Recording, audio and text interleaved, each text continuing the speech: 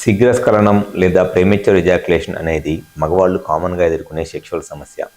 అయితే ఈ శీఘ్రస్ఖలనం లేదా ప్రీమెచ్యూర్ ఎజాక్యులేషన్ లాంటి సెక్షువల్ ప్రాబ్లమ్స్కి ఒక మెయిన్ రీజన్ వచ్చేసి హార్మోన్స్లో ప్రాబ్లం ఉండటము.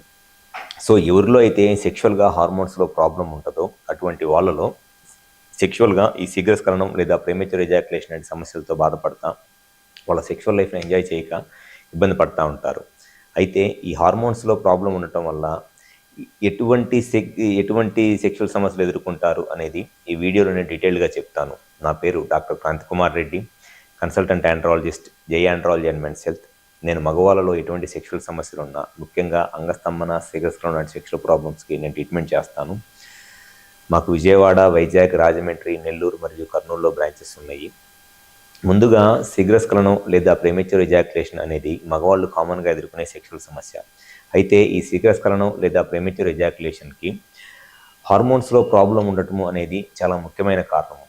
ఎవరిలో అయితే సెక్షువల్గా testosterone hormone, prolactin, estradiol, FSH, LH అనే హార్మోన్స్లో ప్రాబ్లం ఉంటుందో అటువంటి వాళ్ళలో ఈ శీఘ్రస్ఖలనం లేదా ప్రీమెచ్యూర్ ఎజాక్యులేషన్ లాంటి సెక్షువల్ సమస్య అనేది చాలా సాధారణంగా ఉండే ఒక సెక్షువల్ సమస్య. సో ఖచ్చితంగా ఈ శీఘ్రస్ఖలనం లేదా ప్రీమెచ్యూర్ ఎజాక్యులేషన్ ప్రాబ్లమ్స్ ఉన్న ఎవరైనా సరే ఫస్ట్ ఖచ్చితంగా హార్మోన్ టెస్టులు చేయించుకోవాలి. దాంట్లో ముఖ్యంగా చేయించుకోవాల్సిన హార్మోన్ టెస్టులు ఏంటి అని అంటే టెస్టోస్టెరాన్, ప్రొలాక్టిన్, ఈస్ట్రడియోల్ అనే హార్మోన్స్ అండ్ దాంతోపాటు కొన్నిసార్లు ఎఫ్ఎస్హెచ్ అండ్ ఎల్హెచ్ అనే హార్మోన్స్ కూడా అవసరం అవుతాయి. ఒకవేళ టెస్టోస్టెరాన్ హార్మోన్లో ఏదైనా ప్రాబ్లం ఉంది అంటే టెస్టోస్టెరాన్ హార్మోన్ కొంతమందిలో చాలా ఎక్కువగా ఉంటుంది అనమాట. అంటే 550, 600 లెవెల్స్ కన్నా చాలా ఎక్కువగా టెస్టోస్టెరాన్ హార్మోన్ లెవెల్స్ ఉన్నా, లేకపోతే ప్రొలాక్టిన్ హార్మోన్ లెవెల్స్ చాలా ఎక్కువగా ఉన్నా అటువంటి వాళ్ళలో ఈ శీఘ్రస్ఖలనం లేదా ప్రీమెచ్యూర్ ఎజాక్యులేషన్ అండ్ సెక్షువల్ సమస్యలు ఉండటానికి చాలా ఎక్కువ అవకాశం ఉంటుంది.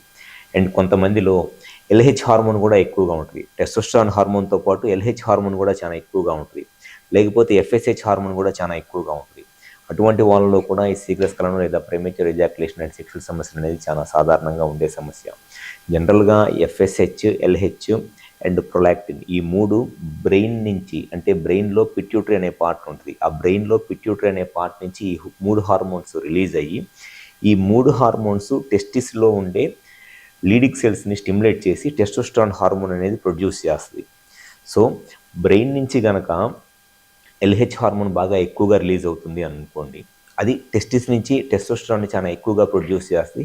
అండ్ ఈ టెస్టోస్టెరాన్ ఎక్కువగా ఉండటం వల్ల శీఘ్రస్ఖలనం లాంటి సెక్షువల్ సమస్యలు రావడానికి అవకాశం ఎక్కువగా ఉంటుంది.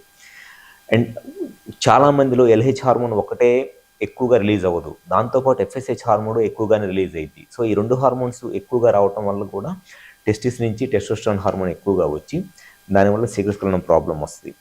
సో ఎవరిలో అయితే ఈ శీఘ్రస్ఖలనం లాంటి సెక్షువల్ సమస్యలతో బాధపడుతున్నారో చాలామందిలో ఈ హార్మోన్స్లో ప్రాబ్లం ఉండటం అనేది ఒక ముఖ్యమైన కారణం. సో కరెక్ట్గా వాళ్ళకి ఆ శీఘ్రస్ఖలనం ప్రాబ్లం అనేది ఎలా ఉంది అండ్ ఎట్లా స్టార్ట్ అయింది అనేది తెలుసుకొని, ఒకవేళ దానికి కారణం కనుక హార్మోన్స్లో ప్రాబ్లం అని అనిపిస్తే కరెక్ట్గా హార్మోన్స్ని కనుక చెక్ చేసుకొని ఆ హార్మోన్స్ని కనుక కరెక్ట్గా ట్రీట్ చేస్తే డెఫినెట్గా వాళ్ళకి ఆ ప్రాబ్లం క్లియర్ అయిపోయి, శీఘ్రస్ఖలనం ప్రాబ్లం క్లియర్ అయిపోయి సెక్షువల్గా వాళ్ళ లైఫ్ని హ్యాపీగా ఎంజాయ్ చేయవచ్చు. సో ఎవరైతే ఈ శీఘ్రస్ఖలనం ప్రాబ్లంతో సెక్షువల్గా ఇబ్బంది పడుతున్నారో కుదిరితే ఒకసారి మా హాస్పిటల్కి వచ్చి కన్సల్ట్ అవ్వండి. మాకు విజయవాడ, వైజాగ్, రాజమండ్రి, నెల్లూరు మరియు కర్నూలులో బ్రాంచెస్ ఉన్నాయి. ఈ 5 ప్లేసెస్లో ఎక్కడైనా సరే హాస్పిటల్ నెంబర్ కాల్ చేసి అపాయింట్మెంట్ తీసుకొని వచ్చి కన్సల్ట్ అవ్వండి. గ్యారంటీగా మీకు సెక్షువల్గా ఏ ప్రాబ్లం ఉన్నా 100% దాని సొల్యూషన్ చెప్పడం అనేది జరుగుతుంది. Thank you.